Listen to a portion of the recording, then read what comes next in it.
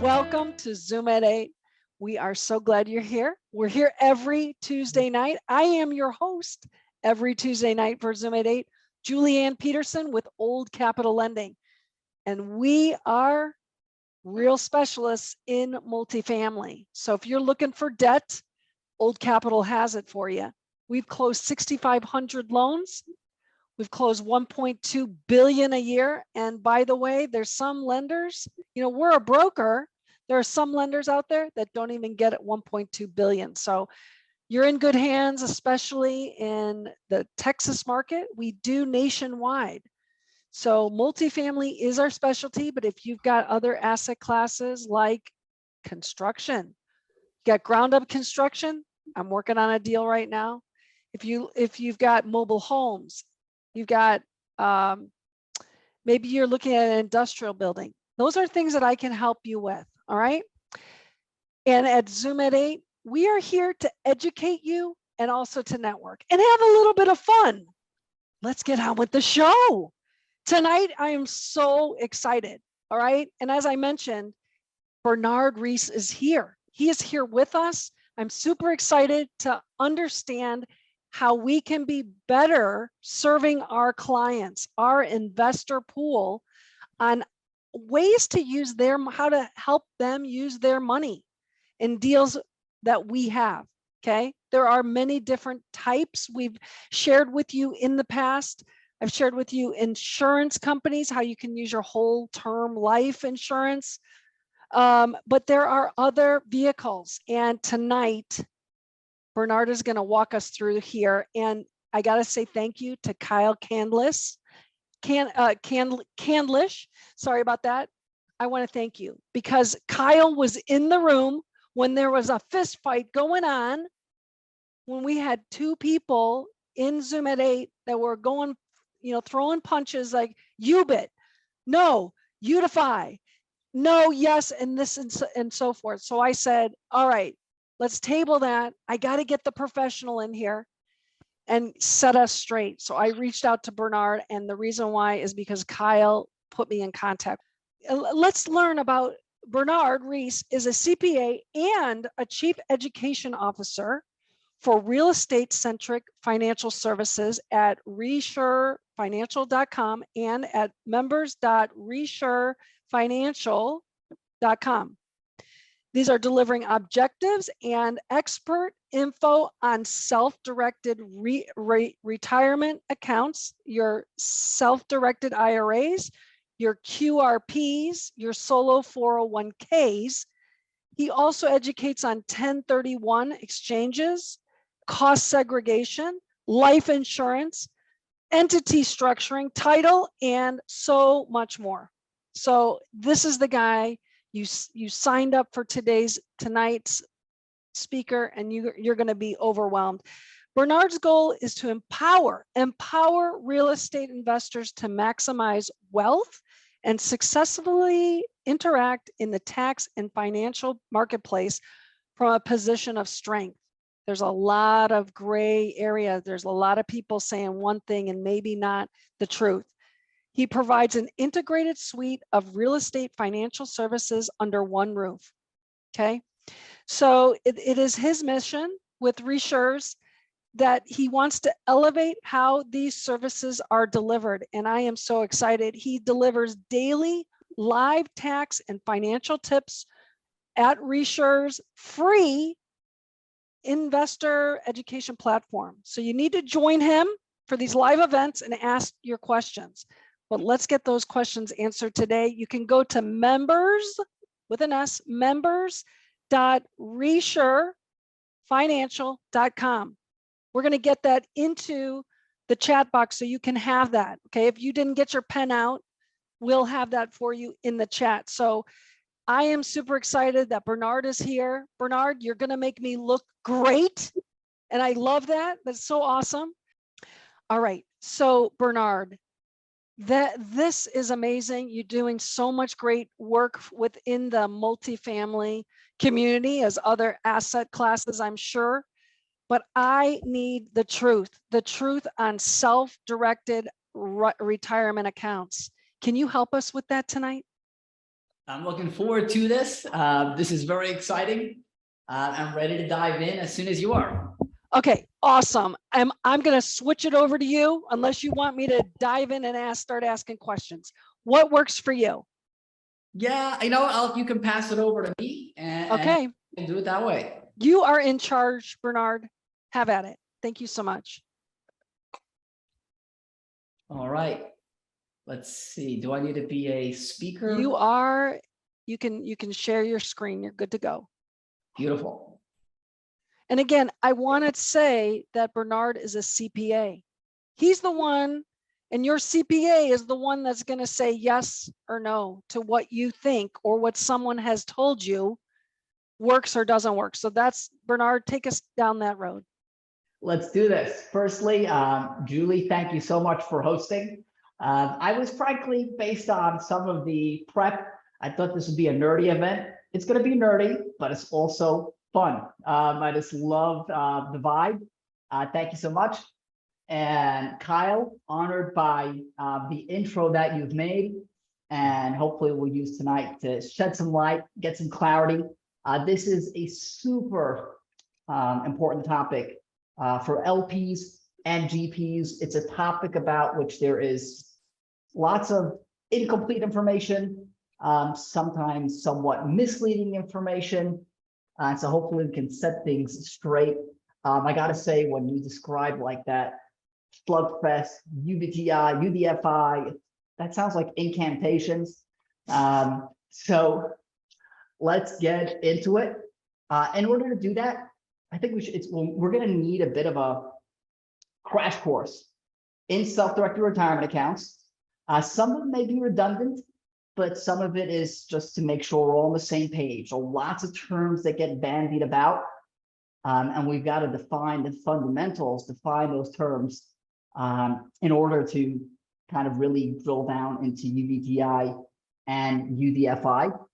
Before I do that, I would love to get an idea if folks have any specific questions that are on their mind, to get an idea of what those are, so I can try to get to those questions, you know, without digressing too far. So if anybody's got things that are on their minds, or things that they, hey, I've seen this on the web, is that right or is that not right? You know, is it a terrible mistake to use a self-directed IRA to invest in real estate, or is it the most amazing thing? I'd love to get a sense of where folks are at and any questions that they've got. So if anybody's got questions, please do pop them in the chat, or if there's a Q&A. I don't know, Julie, is there a Q&A feature? No, let's go ahead. And if you have questions, I will, as I always do, interrupt and I'll stop you, or we'll wait till the end. So we may cover what your question is, but please please put it into the chat and we'll figure it out. Great. Okay. So I'm going to start with defining some terms and then we'll back up. So UBIT, we see UBIT, UBTI, and UDFI, right? Are these all the same? Are they different? What do each of those stand for? So UBIT, UBIT. Are you sharing something, Bernard? Yeah, I'm going to share something. Okay, because I don't see it yet. Yeah. All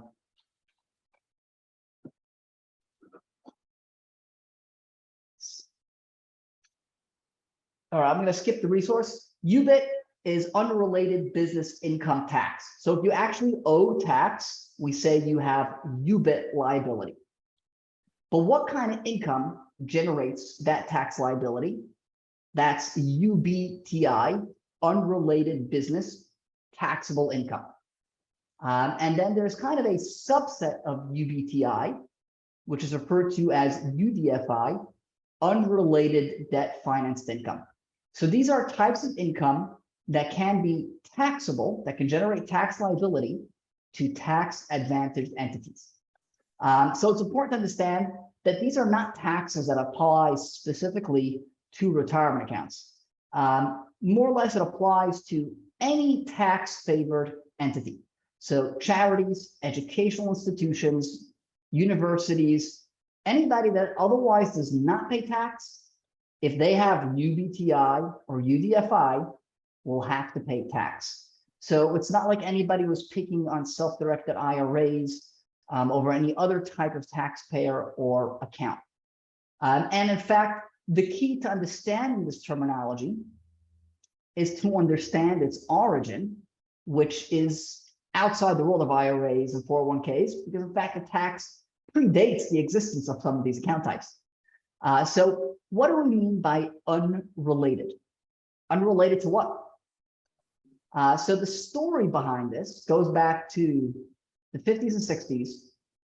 The Mueller Macaroni Company became part of New York University Law School endowment.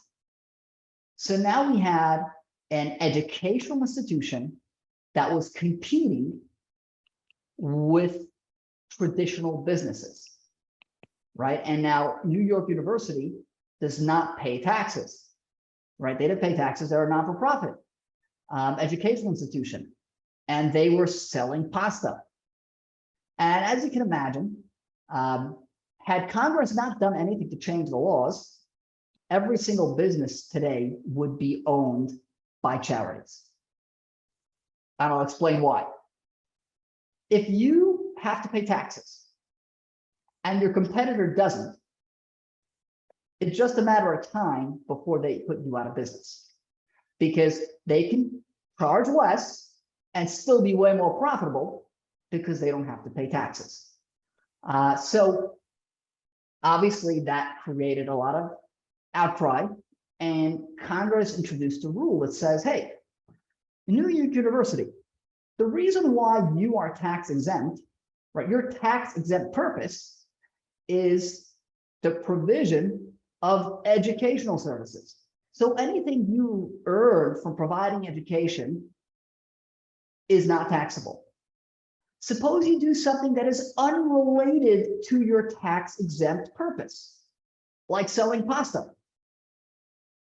right? That becomes taxable. And frankly, it's kind of logical, right? There's no reason why, right? It's kind of a bit of a gap in the tax code that can create this, this scenario where a university can do anything it wants, not for profit. So had Congress not done that, either NYU would have a monopoly today on pasta, or all other pasta companies would have been acquired by other charities. So that's the origin of unrelated business taxable income. So if there's a trade or business that is regularly carried on by a tax advantaged entity, that can result in taxable income. Let's transfer that to IRAs, 401ks, qualified plans. They don't have any particular tax exempt purpose, right? They're tax advantaged, but any trade or business in an IRA will generate, or 401k plan will generate taxable income. It would be because it's always unrelated, right? It's not like the purpose of your IRA is to provide education. So the question is, what is a trade or business that's regularly carried on? What kind of income is that? Is every self-directed retirement account generating UBTI and everything that it does? And the answer is there are a lot of gray areas, but what's important for tonight's conversation is rent and interest, right? Rent from real estate and interest income are specifically excluded from being UBTI. So you can get real estate rental income all day, and you have not created UBTI. Any questions about that? Any questions before we keep this moving forward? Has anything come up? Nothing has come up yet. Okay, so let's keep this moving on to the defining UDFI. A couple of years later, certain tax advantage entities were engaging in sales and leaseback transactions with for-profit entities. Essentially, they were using their tax advantaged status to benefit for-profit entities, right? Because the non-for-profit was able to finance the purchase of equipment, right? You could purchase equipment or real estate, go borrow money, generate rental income, right? And interest income by leasing the stuff out to for-profit entities, but they could do it at very attractive rates because they weren't paying taxes on any of this, right? So if I had a for-profit entity, right, and I wanted to play around with my balance sheet and my income statement a little bit, I would go for a non-for-profit, say, hey, you can borrow and not have to pay any income tax on any rental income that you get. So go borrow some money, buy my assets, and lease them back to me. So Congress said, if you're a tax-advantaged entity and you finance your investments with debt, you can end up with UDFI, unrelated debt financed income. Now, UDFI, this gets to be very important in real estate investing or any type of investing with a retirement account. So even rental income or interest income, which are specifically exempted from being UBTI, can become taxable as UDFI. So if you're financing, if you're creating that income through leverage, there can be taxable UDFI. So those are our definitions of UBIT, UBTI, UDFI. Any questions? Anybody got any questions before I keep going on with this? My head's going to explode. So yes, keep going. All right. If I can toss out a question to folks, you don't have to answer, but you can. I'd love to see people's answers. So is UDFI a reason not to use self-directed retirement accounts to invest in real estate? Yes or no? If anybody wants to take a stab at that. I say no. Okay, I like that. You might steal my thunder, but do you want to elaborate? Because I already do it with LP investments. Okay, amazing, beautiful. This is refreshing. I'm accustomed to hearing things. UDFI is the IRA killer and things of that sort. And we'll elaborate and we'll explain why it is not. So absolutely. Okay. Anybody else? Anybody have a different perspective at this point?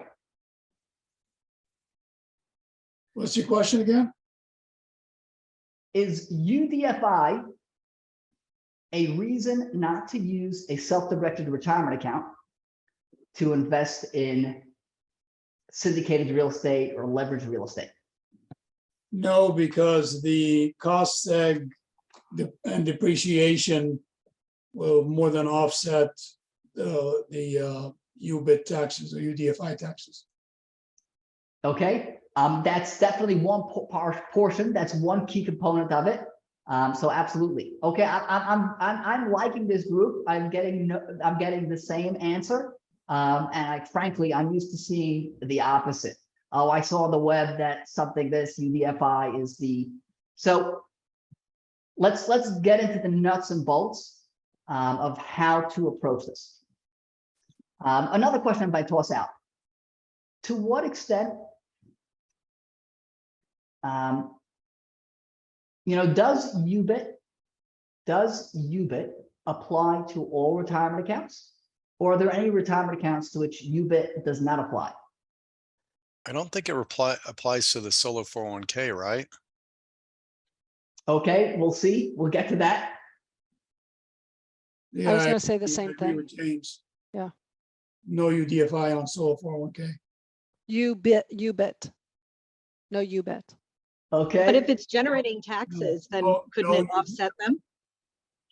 Yeah. So again, no UDFI on solo 401k. Okay, amazing. I'm good to get some. We're going to dive in now. We'll see that a lot of this is true, but not 100% accurate. So we're most of the way there.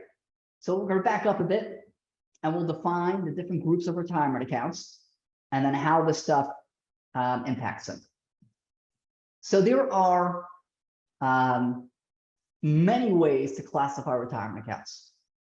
One way to classify them is to distinguish between qualified retirement plans and IRAs. Now, for the remainder of this, just for ease, I'm going to say QRP rather than saying qualified retirement plans. Now, I say IRA as opposed to SDIRA because there is no separate section of the tax code that talks about self-directed IRAs, right? There's just the section about IRAs, and there's nothing in there that says you have to buy mutual funds. There's nothing in there that says you have to buy stocks. It's pretty silent on that. So IRAs can buy real estate, can buy stocks. There's no special self-directed retirement account described in the tax code or self-directed IRA. Now, an IRA, keyword in there is individual. So IRAs are trusts set up for the benefit of individual. QRP, qualified retirement plans, are trusts set up for the benefit of employees or a self-employed individual. So any that's a different section of the code, not that far away from where IRAs are discussed, but that is QRP. Now, a solo 401k, right, is a trust set up for the benefit of an employee or a self-employed individual.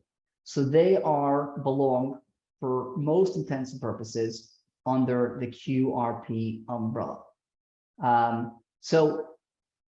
And for purposes, now the reality is qualified retirement plans do come in many shapes and forms. There are defined benefit plans, defined contribution plans, 401k plans. I'm going to use 401k tonight, I think, because it's the most popular retirement plan in America. Everybody knows what it is. We do defined benefit plans, for folks that are looking to defer much larger amounts of income. But a plan that's kind of the go-to, simple, recognized, works great for real estate is 401k, particularly if it's a solo, because solo plans get to avoid a lot of the complexity that applies to ERISA plans. Now, what is an ERISA plan? An ERISA plan is a qualified plan that has non-owners as participants, right? So you can't have a plan document that says on it ERISA plan. It doesn't make it an ERISA plan. The only way for it to be an ERISA plan is if the plan has participants that are not business owners or their spouses. So it's not like it's some sort of people are setting up ERISA plans and other people are setting up solo plans. It's kind of the reality that dictates whether it's a solo or non-solo. Solo plans are called non-ERISA plans because they're exempt from the onerous compliance burdens of ERISA. So it's actually, some folks say, oh, I want an ERISA plan. And ironically, you probably don't want an ERISA plan if you don't have to have one, because ERISA plans do have some additional asset protection, but the complexity associated with that is just way, way, way beyond what a non-ERISA plan is. And the key thing, again, nobody can sell you an ERISA plan or a non-ERISA plan. If you have a 401k plan and you have nobody else in the business other than the owner, it's a solo 401k plan, no matter what the plan documents say. And if you have, something that you think is a solo 401k plan, maybe it's a solo 401k under documents, but the IRS or Department of Labor would say, hey, you have another employee in the business or in some other business that you own, you now have a non-solo plan or an ERISA plan that's out of compliance. So there's nothing really unique about a solo plan versus a non-solo plan with regards to ERISA. So now that we've kind of got our plans categorized, we've got QRP, we're going to say 401k for the rest of the night, and that includes solo 401k, and we've got IRAs. Both of these can be invested in real estate. Both of these can have UBIT, that's unrelated business income tax. They can both have UBIT liability. They can both have UBTI and they can both have UDFI. Now, So there is a very important distinction between them. But when you hear stuff on the internet, somebody saying, set up this account, there's no UBIT. Now we know our terms, they all have UBIT. There's no UBTI, right? That's certainly not true. And I've been involved in some of these Facebook groups and chats where people are saying, Bernard, I heard on this podcast, or this guy said, this plan doesn't have UBIT. They all do. But, there's always an element of truth. And the truth is just a little more nuanced. So there is a very important carve out for real estate acquisition indebtedness for qualified organizations. Now, qualified organizations includes a whole bunch of different types of entities. Important to our conversation tonight, qualified retirement plans have this important exemption. So more or less 98% of the way with regards to UBIT, UBTI, UDFI, all retirement accounts are the same, right? And I'll toss in, we do self-directed HSAs. Those have the same rules as IRAs. So the 98% of the way, they're the same. However, when we get to this exemption, so we get to real estate investing, and that's why this is really important for real estate investors and syndicators, there is an exemption with regards to UDFI for real estate acquisition indebtedness. So it is specific to real estate. So a 401k plan that's engaged in an active business, you've got UBIT. A 401k plan that's generating interest income that's debt financed, you've got UDFI. But a 401k plan that is generating real estate rental income that is debt financed may have a UDFI exemption. So it's key to understand, though, that this is an exemption from the general scheme. The general scheme is everything applies to 401ks, same as do IRAs. Now, being that this is an exemption, there are exemptions or exceptions to the exception, right? So we've got an exception to the rule, and that exception has exceptions. So when folks say a 401k plan or any other type of qualified plan does not have UDFI from real estate, that's not entirely true, because there are exceptions to that rule. Now, so the key thing I think that what people should take away is that this stuff is far more nuanced, and like the broad kind of across the board statements do a disservice. And we'll get into things to discuss why UDFI is not a deal breaker. We'll segue to that. And what I find is most folks are disappointed after the fact to hear that either nobody told them about UBIT, or that somebody told them that, hey, yes, there's this thing called UDFI, but you're exempt, and it doesn't quite apply to them. So, and I would add to that, folks that have chosen not to use retirement accounts for real estate because they've been scared off. Some folks do use UDFI as a bit of a scare tactic. Those folks, that would also be a misstep. Let's see, I see we're getting some. All right, yes, we do. So let me read those. So Trevor says, I don't think you can use cost seg on an IRA investment. Is that true or not? So you can benefit from cost segregation. You cannot, so to speak, use cost segregation and offset your personal income. Your IRA is its own taxpayer. So, but so long as an IRA is its own taxpayer, for the most part, and we'll get to more of that, it benefits from more or less all the same tax deductions that you get as an individual. right? So if Congress didn't come in and say, all right, charities, New York University, you're subject to income tax on your pasta income and you get no deductions, right? That wasn't the objective. The objective was to kind of create kind of a fair play.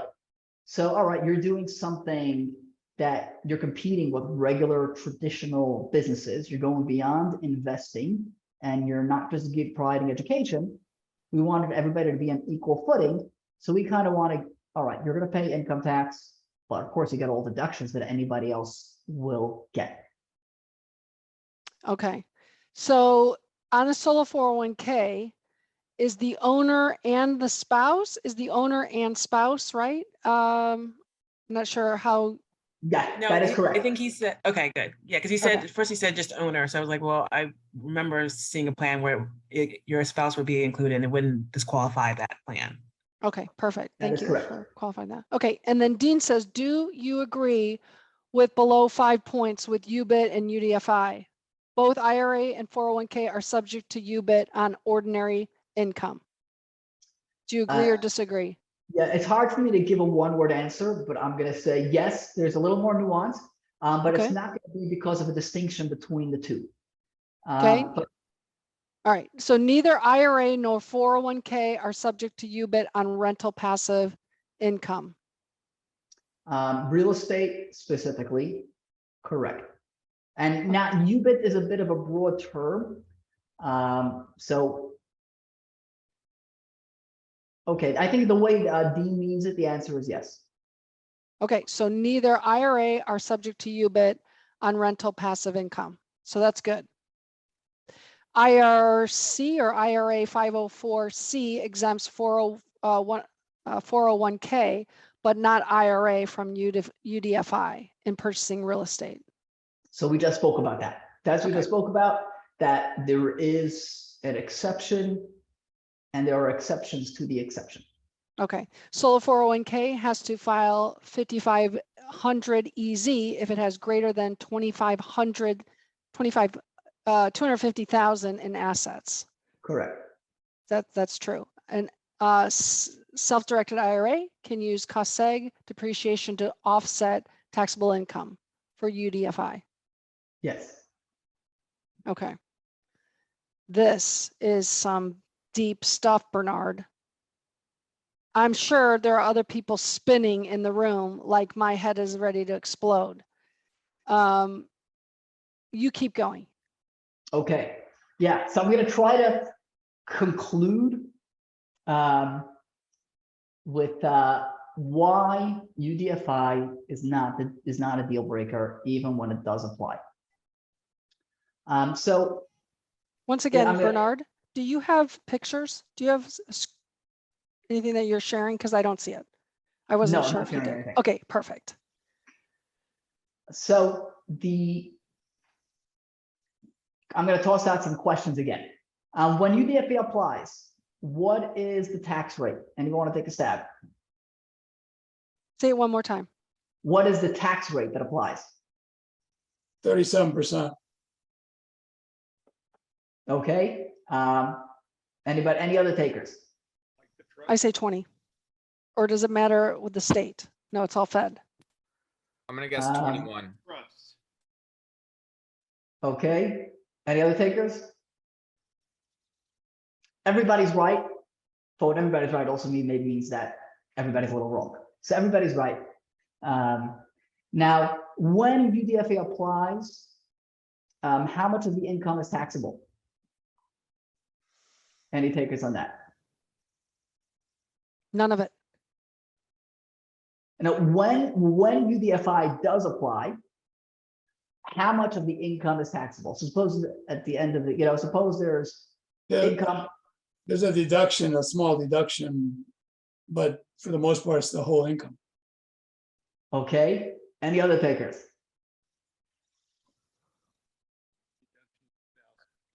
$1,000 deduction.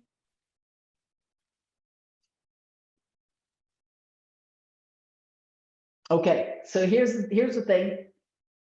The tax rate is theoretically does go up to 37%.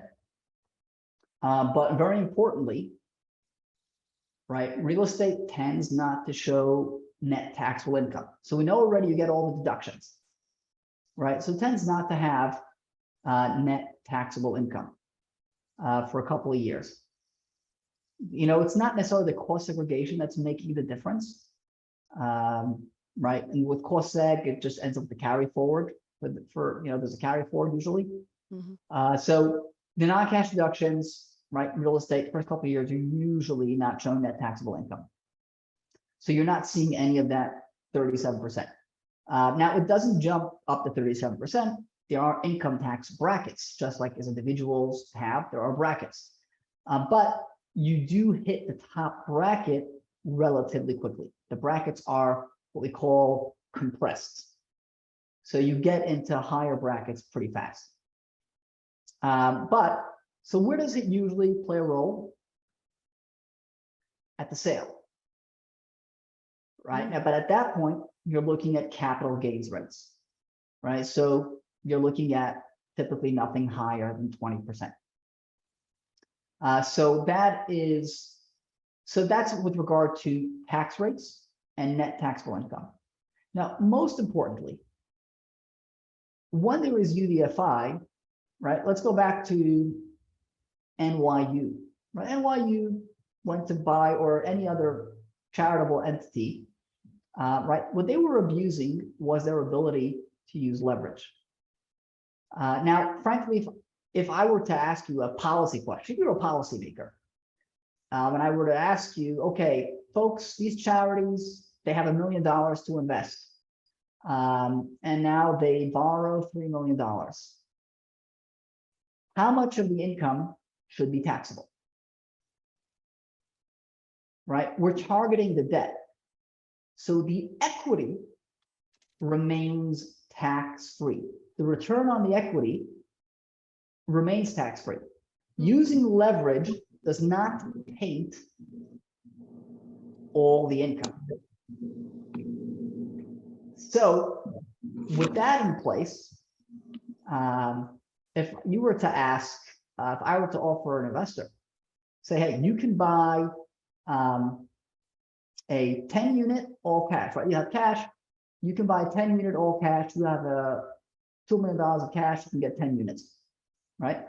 Or you can go to the bank and let's just use simple, let's assume for 25% down, just to keep it simple.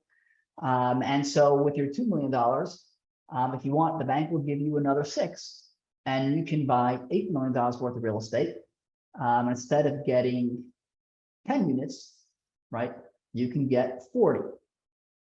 What are you going to do? You're going to go for the larger, but how can you, don't you have to be a passive investor on that? So we'll get to that. We'll get to that. You don't have to be, but for our illustration, right? Julie, has anybody ever told you, I don't want to borrow money because I have to pay interest? No. No. Right? That's the cost of leverage. Similarly, right, if UDFI would kind of borrow, if you borrowed $1 and now everything became taxable, I would understand, it's understandable that people would want to, that leverage is a deal breaker, right? But being that it's only the return on the leverage portion that becomes taxable, right? For somebody to say that I don't want to use debt with my retirement account is like saying I don't want to take a loan from the bank because I have to pay interest, right? You only pay, you pay interest, you get the benefit of leverage, and you pay a little bit to the bank for the benefit of having leverage. UDFI, debt financing, works much the same way. You can buy an all-cash deal with your IRA, no problem. But if I were to offer you that option, do an all-cash deal or do a 4 times bigger deal and pay some tax on the return on the leverage portion, what are you going to go for? Bigger deal. Yeah. So it's really it's not one properly understood. When properly understood, UDFI is a bit of a red herring. So the starting point for any discussion about retirement account investing is never UDFI. The starting point is really, what do you want to invest in? Folks say, hey, I want to invest in real estate because I believe real estate is a hard asset. I believe it's dependable, it's stable, doesn't fluctuate. I know it can be managed, right? Stock market is a spectator sport. I want to buy real estate either I manage or, people that I trust, can find opportunities and manage them and create value.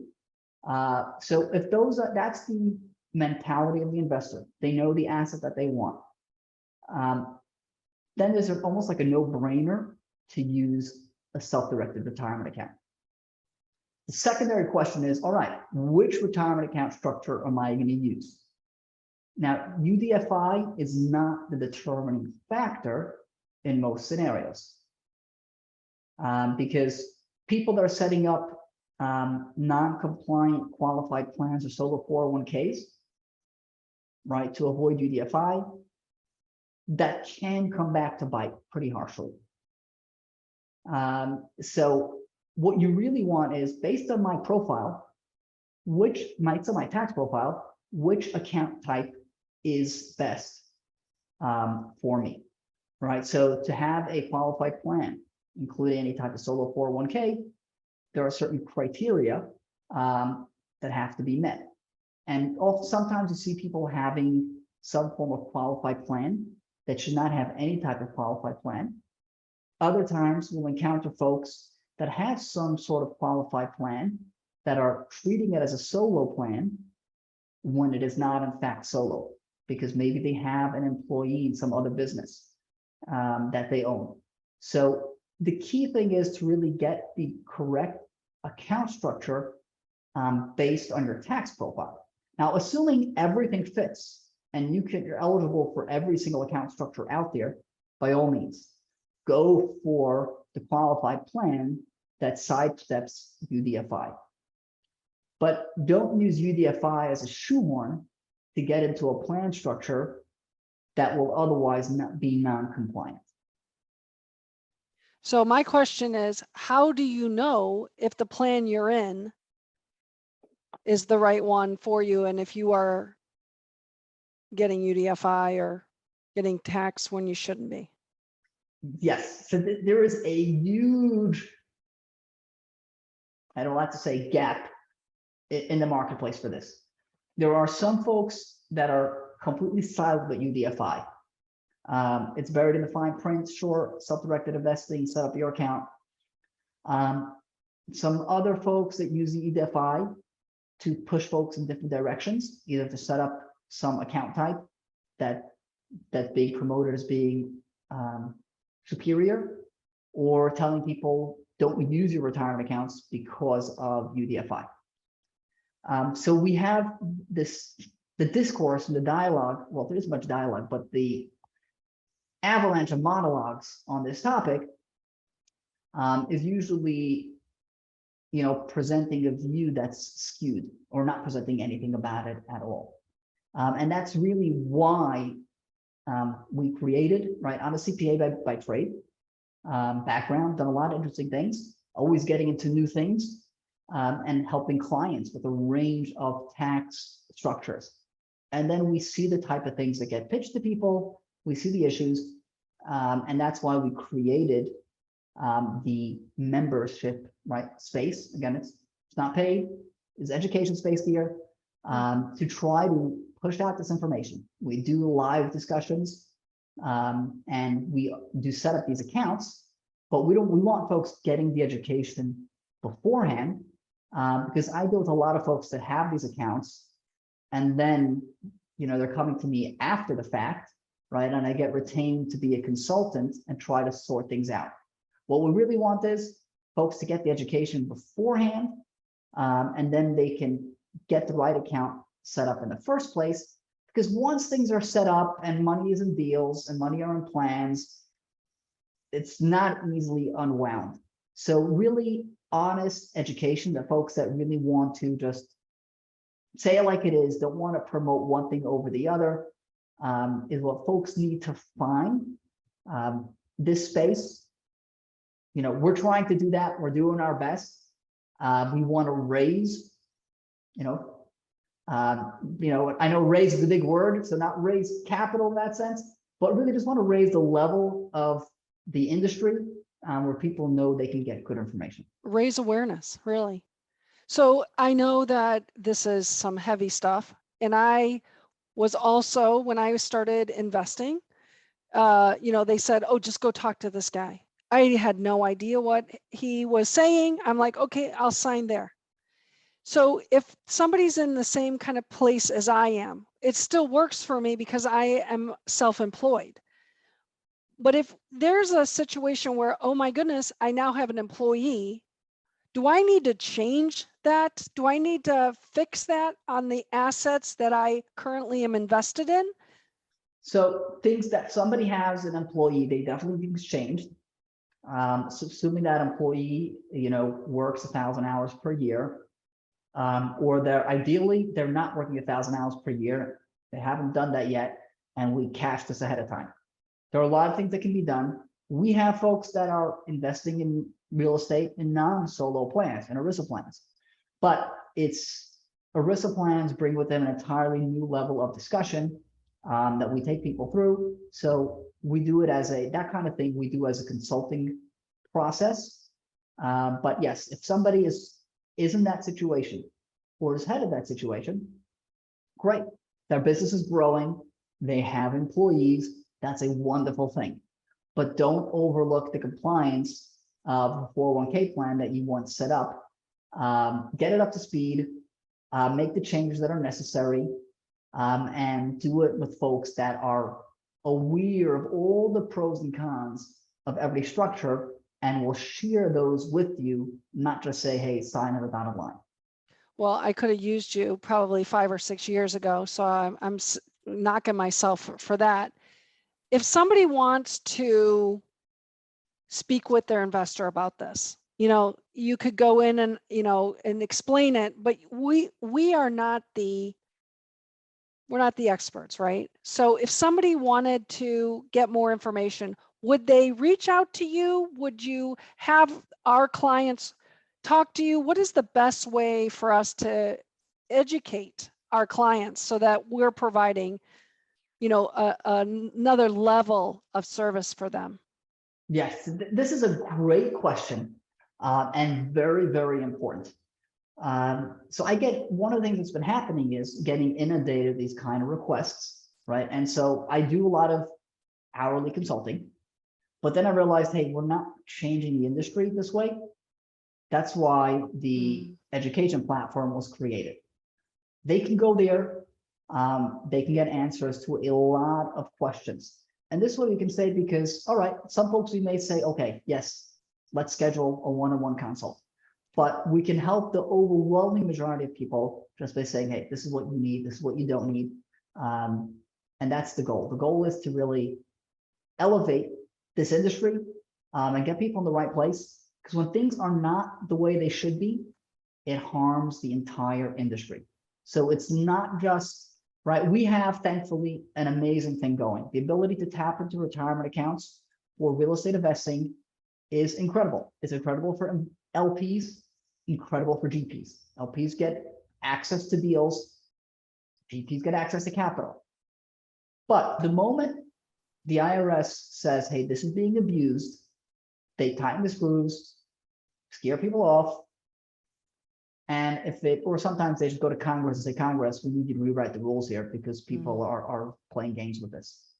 Oh, that is so fantastic. So really, this is a great platform. This members.resurefinancial.com is really, you know, Kenneth asked, what's the 2-minute party line? How do we do this? I think that's a great resource to, first of all, as maybe a co-GP or a capital raiser who's looking for capital, let's educate ourselves, let's ask some questions, but also maybe you bring your client with you over to that platform and get educated together, okay?